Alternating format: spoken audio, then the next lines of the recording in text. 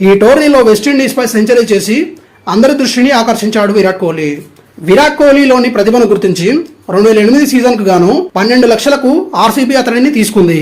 తొలి సీజన్లో 13 మ్యాచ్లు ఆడి కేవలం 165 పరుగులే చేసిన విరాట్ కోహ్లీ ఇప్పుడు లీగ్ చరిత్రలోనే టాప్ స్కోరర్గా ఉన్నాడు. ఇప్పటి వరకు 237 మ్యాచ్లు ఆడి 7,263 రన్స్ చేశాడు. ఇందులో 7 సెంచరీలు, 50 అర్ధ సెంచరీలు ఉన్నాయి.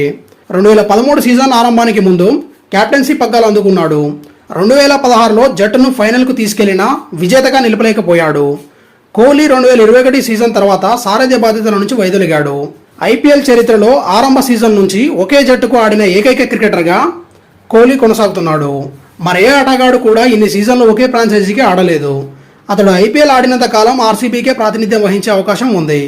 మార్చి 22న జరిగే ఐపీఎల్ 2024 సీజన్ ఆరంభ పోరులో డిఫెండింగ్ ఛాంపియన్ చెన్నై సూపర్ కింగ్స్తో ఆర్సీబీ